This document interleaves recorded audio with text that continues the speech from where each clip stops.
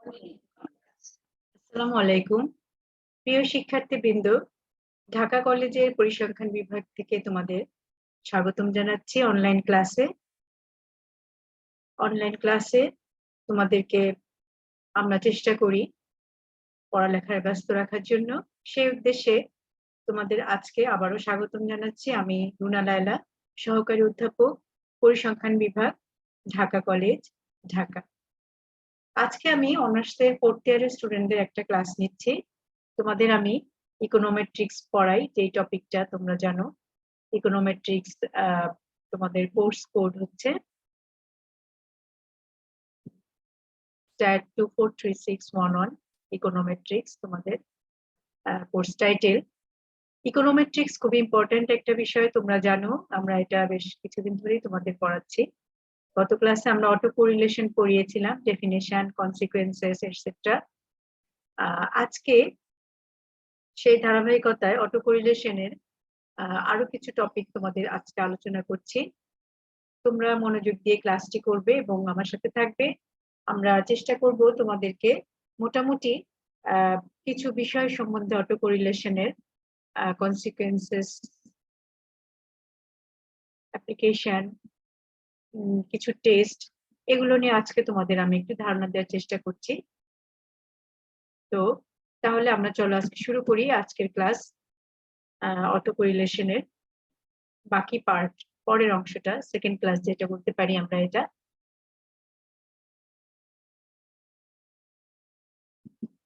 Consequences of auto correlated disturbance. Auto কোরিলেশনের ফলে আমরা থিওরিটিক্যালি আলোচনা করেছিলাম অটো কোরিলেশনের কনসিকুয়েন্স গুলো কি কি হতে পারে। তো আজকে আমরা এগুলোর কিছু ম্যাথমেটিক্যাল ফর্ম দেখি, তোমরা মনোযোগ দিয়ে করবে ক্লাসটি। তো যেটা তোমরা দেখতে পাচ্ছ যে consequences of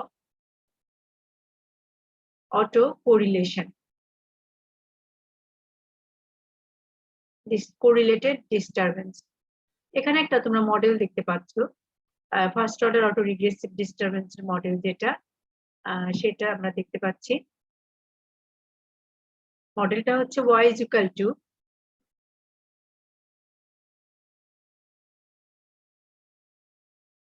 x beta plus u, যেটাকে আমরা বলছি first order auto regressive model.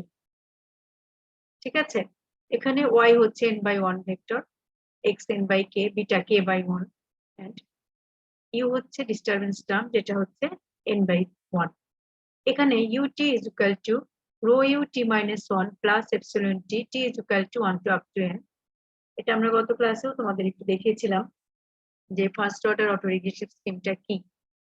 এখানে অ্যাজাম্পশন ধরা হচ্ছে যে এক্সপেক্টেড ভ্যালু অফ ইউ 0 আর ভেরিয়েন্স হচ্ছে omega. expected value of epsilon t is equal to 0, expected value of epsilon t plus 1 is equal to sigma epsilon square if s is equal to 0 and 0 if s not is equal to 0। এটা তোমরা গত ক্লাসেও দেখেছো, where omega is a positive definite matrix। এই মডেলে আমাদের কি কি অ্যাজাম্পশন, মডেলটা কি, ফার্স্ট অর্ডার অটো রিগ্রেসিভ স্কিমটা কি, আমরা দেখে কিছু অ্যাজাম্পশন গুলো বলে নিলাম তোমাদেরকে। এখন দেখো, ordinary least square estimator of beta, আমরা জানি যে b is equal to x prime x inverse x prime y। এখানে y হচ্ছে একটা রিগ্রেশন ইকুয়েশন, যেটা হচ্ছে x বিটা প্লাস u। ঠিক আছে, তাহলে আমি এটাকে যদি একটু ভেঙে লিখি, তাহলে আমরা লিখতে পারি যে b minus beta is equal to x prime x inverse x prime u, that is expected value of b minus beta is equal to 0। অর্থাৎ OLSC remains unbiased under autocorrelated disturbance। এটা কিন্তু আমরা গত ক্লাসেও থিওরিটিক্যালি বলেছিলাম যে অটোকোরিলেশন থাকলেও কিন্তু OLSC আনবায়াসড থাকবে। আমরা এখন দেখব কোভেরিয়েন্স ম্যাট্রিক্স অফ বি, যেটা variance of b is equal to expected value of b minus beta into b minus beta prime x prime x whole inverse x prime expected value of u prime x x prime x inverse. That is আমরা এখানে expected value of u prime omega লিখলাম, বাকিটা যা ছিল তাই। এটা not is equal to sigma square x prime x inverse। তাহলে আমরা ভেরিয়েন্সটা দেখলাম, এর আগে আমরা দেখেছিলাম এক্সপেক্টেড বা আনবায়াসনেস দেখলাম, এখানে আমরা তোমরা দেখেছো যে অর্ডিনারি লিস্ট স্কয়ার থেকে আমরা কিভাবে এটা যে আনবায়াস সেটা দেখালাম, বিটা এবং এটার ভেরিয়েন্স আমরা দেখলাম। ঠিক আছে,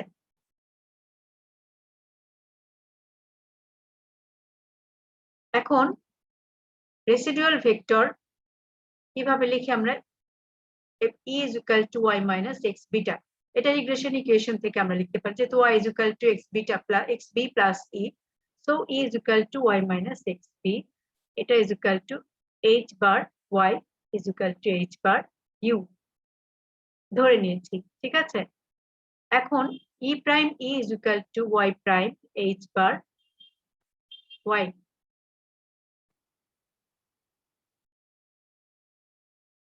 u prime h bar u. So expected value of e prime is equal to expected value of u prime u minus expected value of u prime x x prime x inverse x prime u.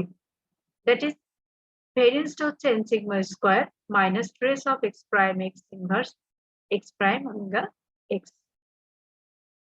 এখন আমরা জানি যে s square is equal to e prime e divided by n minus 1, that is sigma square by n minus 1. So expected value of s square is equal to sigma u square divided by n minus 1 minus 1 by n minus 1 trace of x prime x inverse x prime omega x.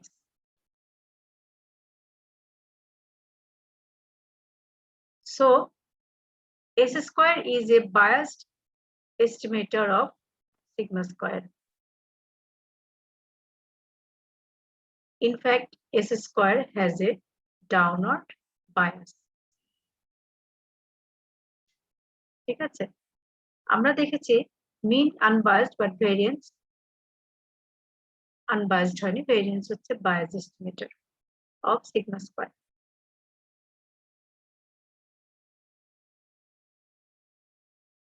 Application of OLS fails in case of autocorrelation in the data and leads to serious consequences as, ঠিক আছে, যখন অটোকোরিলেশনের ক্ষেত্রে OLS অ্যাপ্লিকেশনটা করা সম্ভব হয় না, তখন যেটা হয় overly optimistic view from R square, narrow confidence interval, usual T ratio and F ratio test provide misleading results.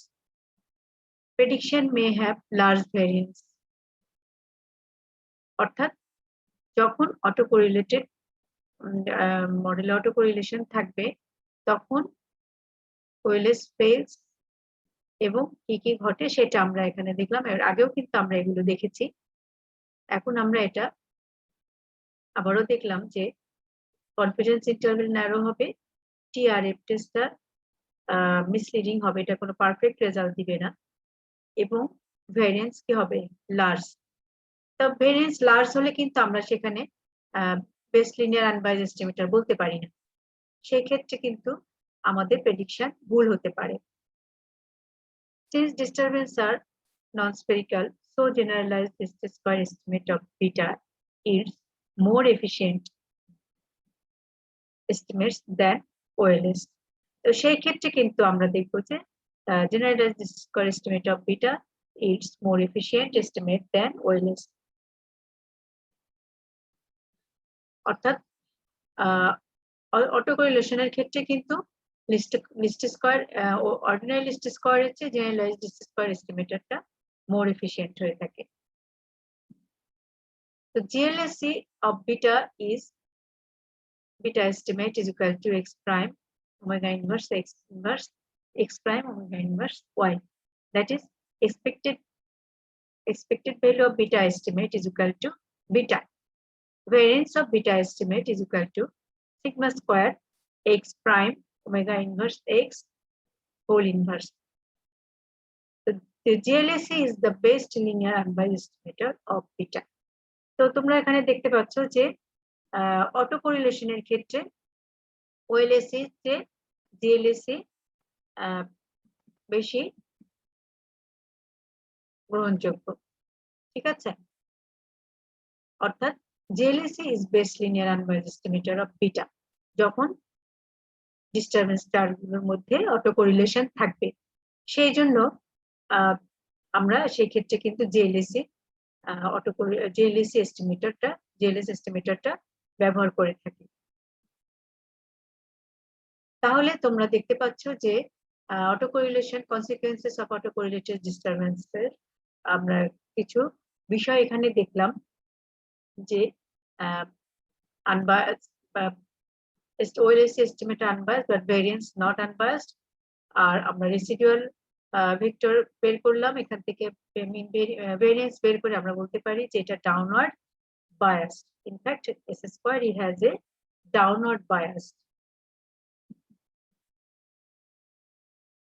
দেন আমরা দেখলাম যে যখন OLAC ফেল করবে তখন কি ঘটতে পারে, কি কি অসুবিধা আমাদের হতে পারে সেগুলো আমরা দেখলাম। সেটা হচ্ছে ভেরিয়েন্সটা বড় হয়ে যাবে, TF টেস্ট এটা খুব একটা পারফেক্ট রেজাল্ট দিবে না, কনফিডেন্স ইন্টারভ্যালটা ন্যারো এবং overlay optimistic view from R square. তো এগুলো হচ্ছে অটো কোরিলেশনের কিছু কনসিকুয়েন্সেস বা ব্যাড ইফেক্ট যেগুলো আমরা বলতে পারি। নেক্সট আমরা যাচ্ছি কিছু টেস্ট।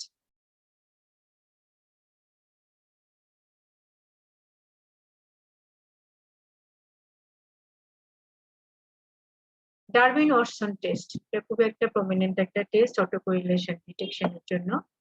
তো তোমরা এখানে দেখো যে Darwin-Watson test is used for testing the hypothesis of lack of first order autocorrelation in the disturbance term. তো সেই ক্ষেত্রে নাল হাইপোথিসিস হচ্ছে rho is equal to 0, that is there is no correlation. OLAC estimate beta in y is equal to x beta plus u. Normally regression model যেটা y is equal to x beta plus u, এখানে OLAC estimate beta and obtain the residual vector E is equal to y minus x beta is equal to h bar y, যেখানে h bar is equal to 1 minus x x prime x whole inverse x, এখানে b is equal to x prime x inverse x prime y, ঠিক আছে? তো আমরা এখানে যদি b এর মানটা বসিয়ে y কমন নিয়েছি তাহলে আমরা h বার y লিখতে পারি। বুঝতে পেরেছো? b এর মানটা বসিয়ে আমরা এখানে b এর মানটা বসিয়ে আমরা y কমন নিয়েছি, কমন নিয়ে আমরা h বারের মান এটা পেয়ে থাকি। তোমরা আগের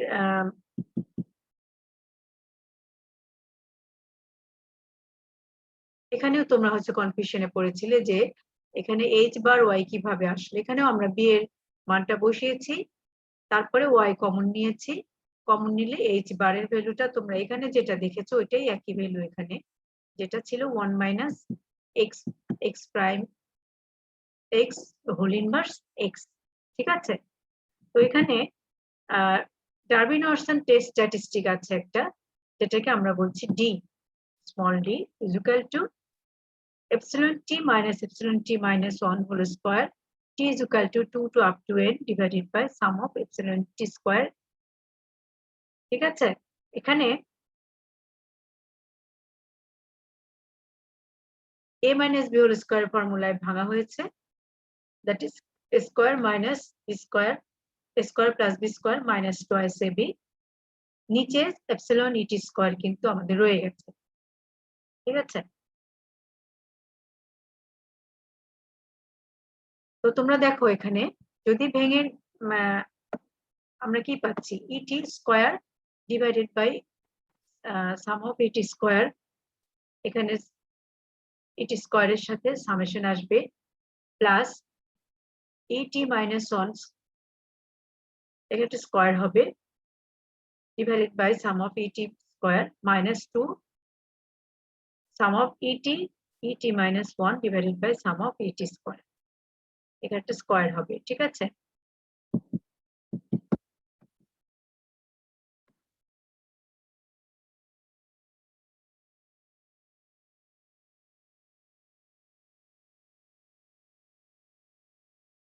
এখন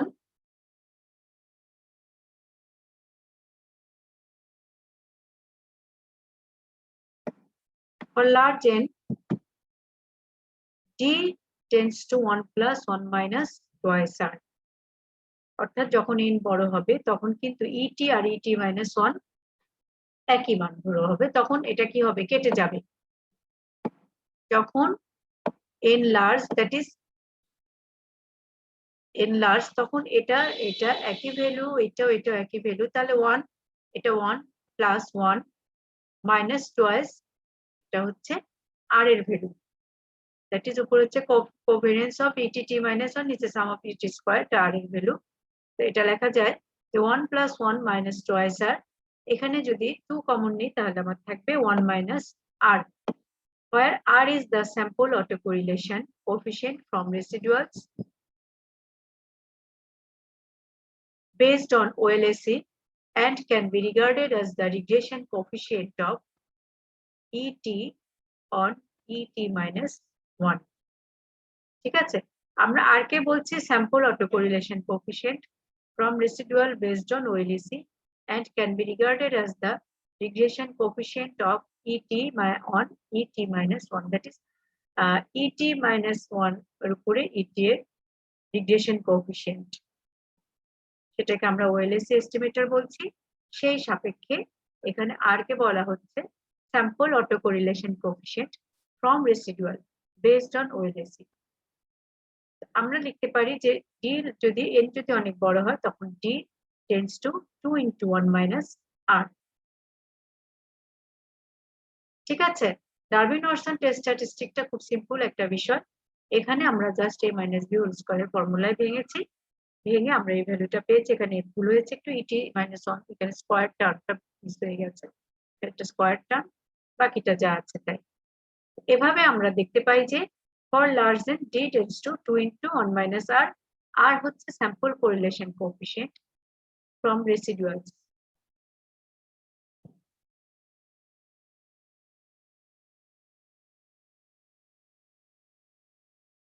Positive autocorrelation of it is means d less than 2. Negative autocorrelation of it is, that is d is greater than 2. Zero autocorrelation যদি d is equal to 2 হয়। তোমরা কিন্তু এখানে দেখতে পাচ্ছ যে যদি d এর মানটা বলা হয়েছে যে d এর মান যদি 2 এর চেয়ে ছোট হয়, d এর মান যদি 2 এর চেয়ে ছোট হয় তাহলে হবে পজিটিভ অটোকোরিলেশন, আর d এর মান যদি 2 এর চেয়ে বড় হয় তাহলে নেগেটিভ অটোকোরিলেশন, আর d যদি 2 হয় তাহলে জিরো অটোকোরিলেশন। তোমরা এখানে মান বসিয়ে দেখতে পারো, d এর মান যদি 2 হয় তাহলে 2 2 এই পাশে নিয়ে এসে কেটে যাবে, তাহলে 1, দ্যাট ইজ তখন r এর মানটা হবে কি 1 minus 1, দ্যাট ইজ 0। একইভাবে d এর মান 2 এর চেয়ে বড় হলে নেগেটিভ অটোকোরিলেশন, আর 2 এর চেয়ে ছোট হলে পজিটিভ অটোকোরিলেশন। এখন আমরা যেটা জানি r lies between -1 to 1, অর্থাৎ r এর মান কোরিলেশন কোএফিসিয়েন্টের ভ্যালু -1 থেকে +1। So if r lies between -1 to 0, then d lies between 2 to 4, and r lies between 0 to 1, then d lies between 0 to 2। ওখানে মান বসালে তোমরা এটা পেয়ে যাচ্ছ। So d lies between 0 and 4, ঠিক আছে? আর যদি -1 থেকে +1 এর মধ্যে থাকে তাহলে d থাকবে 0 থেকে 1 এর মধ্যে।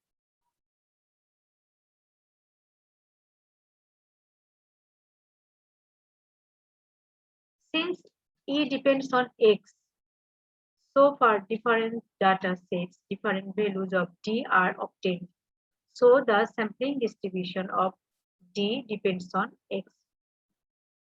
Consequently, exact critical values of D cannot be tabulated owing to their dependence on X.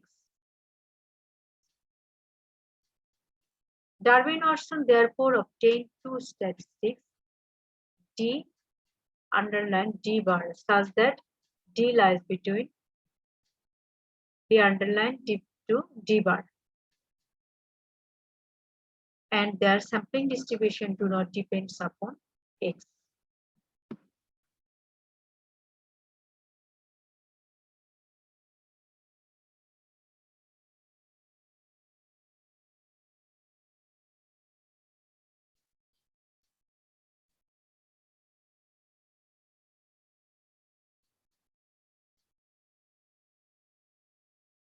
তাহলে তোমরা এটা আবার একটু দেখে নাও যে পজিটিভ কোরিলেশন, নেগেটিভ কোরিলেশন আর হচ্ছে জিরো কোরিলেশন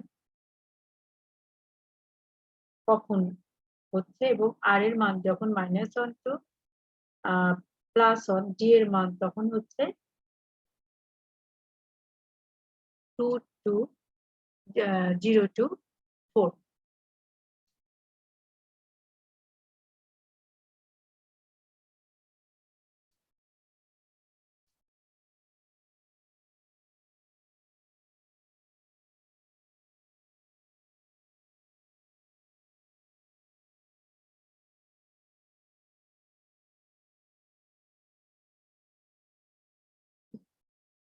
এখন আমরা দেখি considering the distribution of D underline D bar, they tabulated the critical values of DL and DU respectively.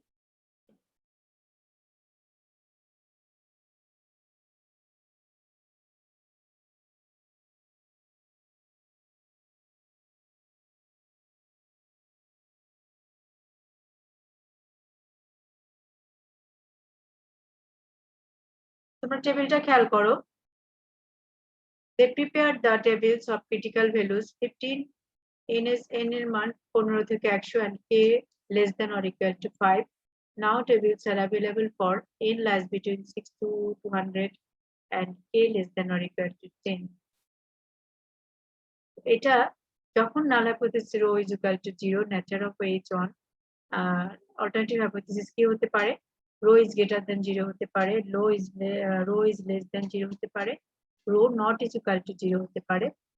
So reject hypothesis, null hypothesis when d less than dn or যখন rho is greater than 0, আবার যখন rho less than 0 তখন d is greater than 4 minus dn, আবার যখন rho not is equal to 0, then d less than dl or d is greater than 4 minus dl.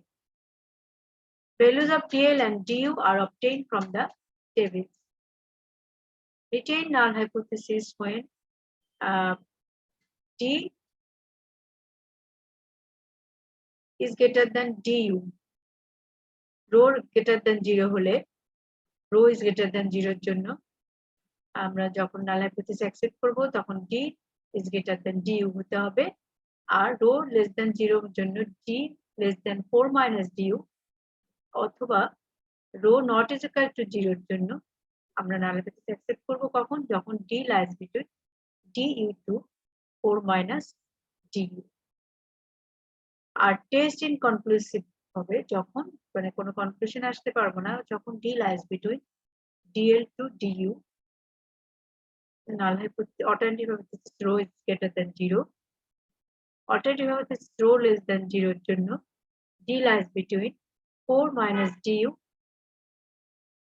4 minus dl and not rho not is equal to 0 যখন alternative hypothesis তখন ইনকনক্লুসিভ থাকবে d lies between dl to du অথবা 4 minus du to 4 minus dl. তো তোমরা টেবিলটা একটু ভালো করে দেখে নাও, এটা একটা ইম্পর্টেন্ট টেবিল ডিসিশন মেকিং এর জন্য।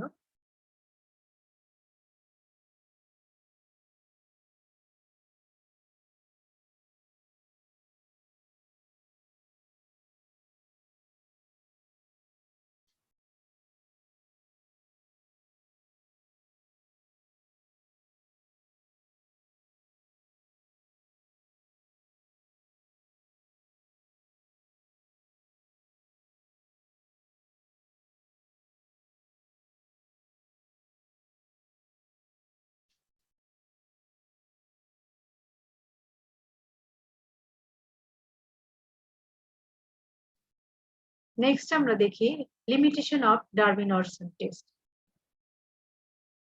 Number 1, if D falls in the inconclusive zone, then no conclusive inference can be drawn. এটা খুবই সিম্পল কথা, যদি ডিটা ইনকনক্লুসিভ জোনে পড়ে তখন কিন্তু আমরা এটার কোনো ডিসিশন দিতে পারবো না।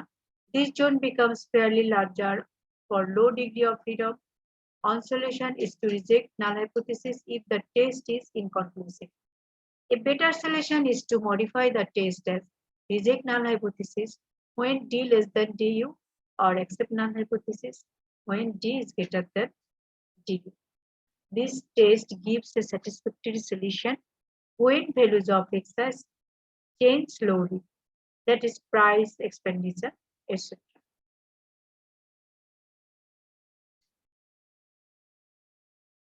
Number 2,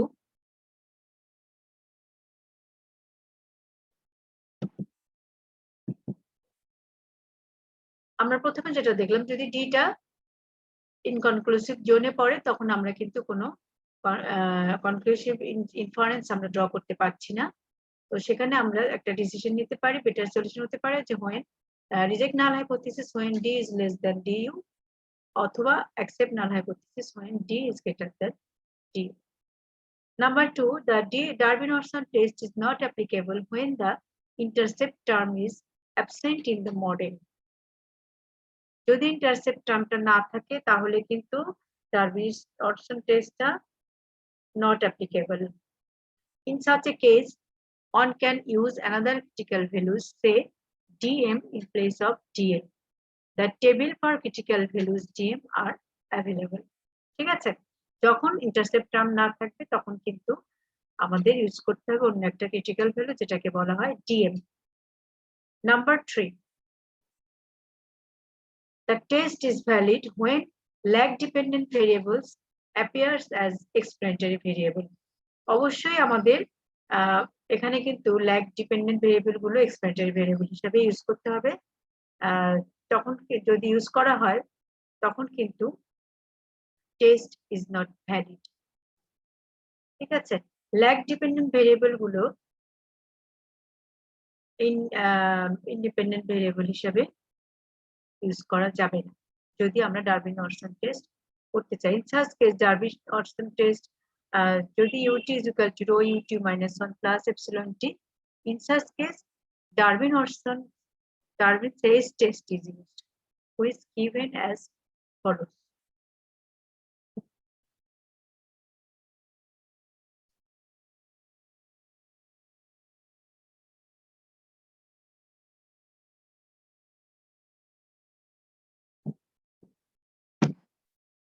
তো তোমাদের ডারউইন-অরসন টেস্টটা আমরা দেখাচ্ছি। এই টেস্টটা তোমাদের জন্য অত জরুরি না, সেজন্য আমরা অত দূরে যাচ্ছি না। তোমরা আশা করি বুঝতে পেরেছো যে ডারউইন-অরসন টেস্টের কি কি লিমিটেশন আছে সেটা আমরা দেখলাম, এবং এটার একটা টেবিলের মাধ্যমে আমরা দেখিয়েছি যে নাল হাইপোথিসিস আমরা ধরেছি রো, অল্টারনেটিভ হাইপোথিসিস কোন ক্ষেত্রে তিনটা ধরেছি, rho greater than 0, rho less than 0, rho not is equal to 0, এবং কখন আমরা নাল হাইপোথিসিস রিজেক্ট করি, কখন অ্যাকসেপ্ট করি, কখন ইনকনক্লুসিভ থাকে, সেগুলো কিন্তু আমরা এখানে ডিটেইলস আলোচনা করেছি। হ্যাঁ, তো নরমালি আমরা ক্রিটিক্যাল ভ্যালুসটা পেয়ে থাকি 15 থেকে 100 এর মধ্যে। n এর ভ্যালু যখন 15 থেকে 100 থাকবে তখন তার জন্য আমরা এটা অ্যাভেলেবল বলেছি।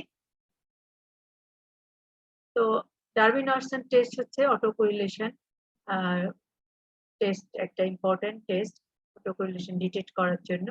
আরো কিছু টেস্ট আছে, আমরা সেগুলো পরবর্তী ক্লাসে আলোচনা করব। তোমরা আমাদের সাথে থাকবে এবং ক্লাসগুলো ফলো করবে, মনোযোগ দিয়ে ফলো করবে এবং চেষ্টা করবে প্র্যাকটিস করে ফেলতে, কারণ তোমাদের অলরেডি পরীক্ষার ঘোষণা হয়ে গিয়েছে, তোমরা এখন আর সময় নষ্ট করতে পারবে না, তাহলে তোমরা বিপদে পড়ে যাবে। তো ক্লাস ফলো কর এবং সিলেবাস অনুযায়ী প্রিপারেশন নিতে থাকবা, যাতে পরীক্ষার সময় তোমাদের কোনো অসুবিধা না হয়, পরীক্ষাগুলো তোমাদের ভালো হবে এবং তোমরা ভালো রেজাল্ট করবে, সেই আশাবাদ ব্যক্ত রাখছি। এবং আমি তোমাদেরকে অনেক অনেক ধন্যবাদ দিচ্ছি আজকে ক্লাসে সুন্দরভাবে তোমরা মনোযোগ দিয়ে দেখেছো সেই জন্য।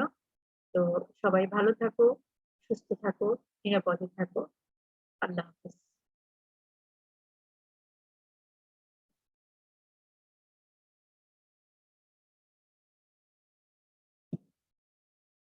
তাহলে আজকে আমরা এখানেই শেষ করছি।